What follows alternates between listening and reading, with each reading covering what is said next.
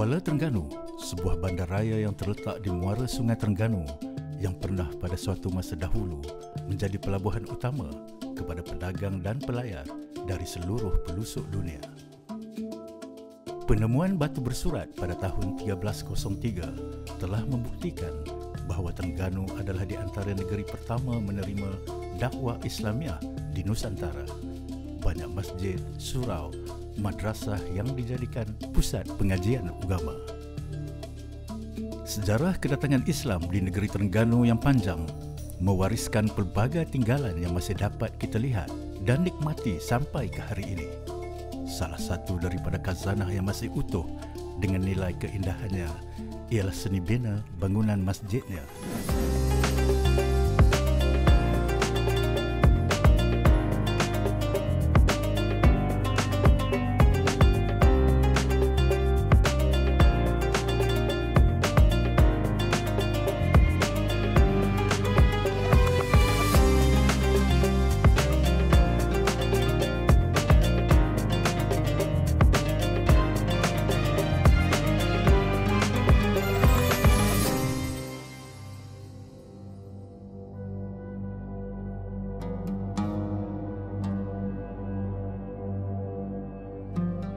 Masjid Abidin, sebuah masjid yang tertua di Terengganu.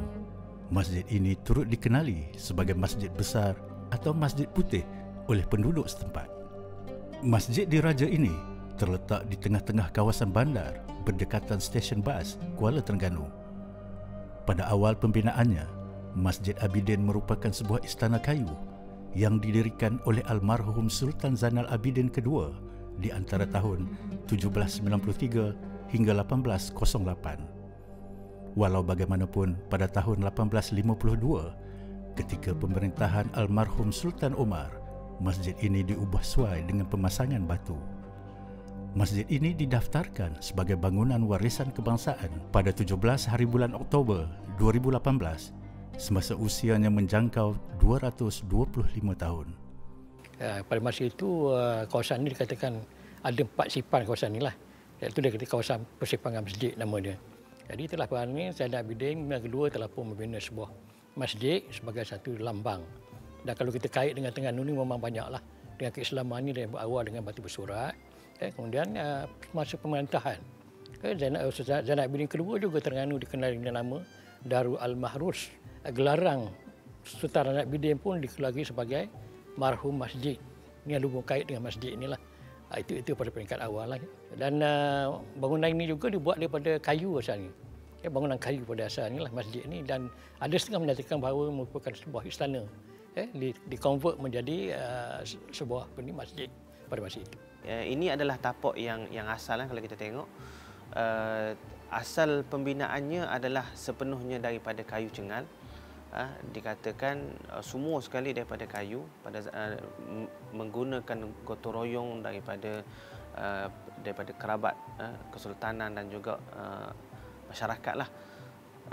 Kemudian Masjid Abidin ini telah mengalami beberapa pengubahsuaian lah mengikut zaman, iaitu seperti pada tahun 1852 pada zaman Sultan Omar, masjid ini telah diubah suai, iaitu daripada kayu ditambah kepada batu lah, separa-separa lah mungkin. Kemudian pada tahun 1881 pada zaman Sultan Ahmad II, masjid ini telah diperbesarkan, kemudian ditambah kubah dan beberapa penambahan yang lain lah. Bahagian luaran masjid, terutama bahagian yang lebih lama sedikit, mempunyai pengaruh dari seni bina trend zaman kolonial dengan unsur-unsur seperti unsur seni bina Eropah, tapi ada juga unsur-unsur seni bina Osmaniyah yang kita boleh lihat, terutama di bahagian kubah masjid. Dan kubahnya itu berbentuk seperti kubah-kubah yang kita lihat di masjid-masjid Osmaniyah, cumanya ianya versi yang lebih kecil. Kalau di Istanbul dan sebagainya, kubahnya itu besar. Yang ini versi yang lebih kecil. Dan tetap mempunyai penutup kubah ataupun kalau bahasa Inggerisnya finial yang berbentuk sedikit runcing ataupun tajam. dan itu adalah sebahagian juga dari seni bina Osmaniyah. Malah seni bina tipikal Muslim pun ada juga. Dari jauh, masjid ini kelihatan seumpama sebutir mutiara putih yang begitu indah dan menarik sesiapa sahaja untuk mendekatinya. Di bawah pemerintahan almarhum Duli Yang Maha Mulia Sultan Omar, kira-kira tahun 1852, bangunan kayu itu telah diganti dengan bangunan baru yang diperbuat daripada batu. Pada tahun 1901, semasa pemerintahan almarhum Duli Yang Maha Mulia Sultan Zainal Abidin II, masjid ini sekali lagi diubah suai dan dibesarkan bagi menampung jemaah yang semakin bertambah. Pembesaran ini melibatkan kerja-kerja pemasangan tiang-tiang di ruangan tengah bahagian dalam dinding, dinding tembok simen, atap serta 3 buah menara. Pada tahun 1972, Sultan Terengganu ketika itu, almarhum Duli Yang Maha Mulia Sultan Ismail Nasiruddin Shah, telah memerintahkan supaya masjid itu diperbesarkan sekali ganda lagi. Pembesaran ini membolehkan masjid ini menampung sejumlah 2,500 jemaah pada satu masa. Serentak itu, sebuah menara tinggi telah didirikan bersama beberapa buah kubah di atas bumbung bangunan tersebut. Masjid ini seterusnya telah dinaik taraf dari segi kemudahan dan hiasan dalaman pada tahun 2007.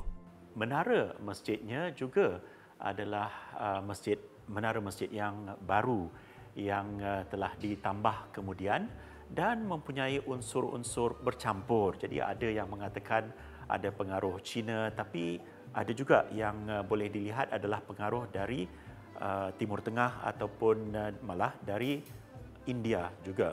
Dan susah untuk kita katakan ia hanya pengaruh satu sahaja. Kalau di Terengganu ini terdapat beberapa makam diraja yang besarnya di Masjid Abidin dan ada juga di Masjid Ladang dan juga Masjid Sultan Muhammad di Bukit Besar. Juga ada makam diraja yang terbesarnya di Masjid Abidin inilah.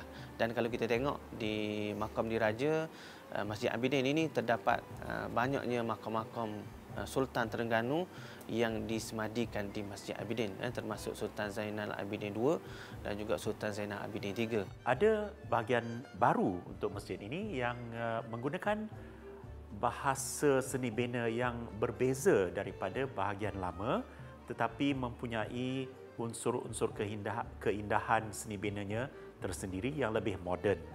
Dan ini juga merupakan sebahagian dari seni bina keseluruhan yang menyatukannya ialah warna putihnya itu. Dan inilah sebabnya masjid ini juga pernah dipanggil sebagai Masjid Putih kerana identiti keseluruhannya yang sentiasa memaparkan keputihan ataupun kesucian dari segi lambang putih itu. Malahan dikatakan juga di dalam pembinaan masjid yang bahagian lamanya, putih telur telah dimasukkan sebagai sebahagian daripada ramuan untuk konkrit ataupun simen ataupun plaster yang digunakan di dalam pembinaan masjid ini.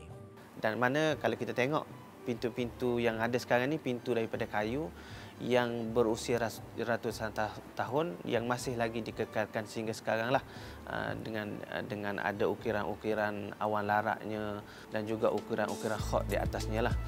Pada sisi masjid ini dan bahagian atas pintunya dipenuhi dengan ukiran halus, seni khat, ayat-ayat Al-Quran dan doa-doa. Selain itu, bahagian luar masjid ini juga kaya dengan sentuhan ukiran awan larat yang mempesonakan mata memandang. Tulisan khat kasar pada pintu hadapan telah diukir oleh seorang kerabat diraja bernama Tengku Abdul Kadir dan seorang juru ukir bernama Abdul Rahman Istanbul. Ukiran-ukiran di atas itu menggunakan ukiran khat sulus, iaitu tulisan puisi daripada Imam Busiri dan juga ada doa-doa lah. Satu yang syair burdah. Syair burdah tu sampai kita tengok sebelah kita ni, itu yang dihasilkan oleh Haji Abdul Rahman Istanbul. Haji Abdul Rahman Istanbul ni dia bukan orang Istanbul. Haji Abdul Rahman ni dia asal dari Riau, datang ke Terengganu, belajar di Istanbul. Dan banyaklah hasil-hasil ini dan dalam bentuk saya lah buah Istana Terengganu ada punya. Dan di belakang tu kirang biasa tu kaligrafi itu karya dan teku tadi. Apabila menyaksikan seni bina tulisan ini, di tempat ini juga dikatakan beradanya almarhum Sultan Zainal Abidin ketiga dengan Tokoh Paloh dengan beberapa pembesar negeri yang bercakap ataupun berbincang tentang hal ehwal negeri.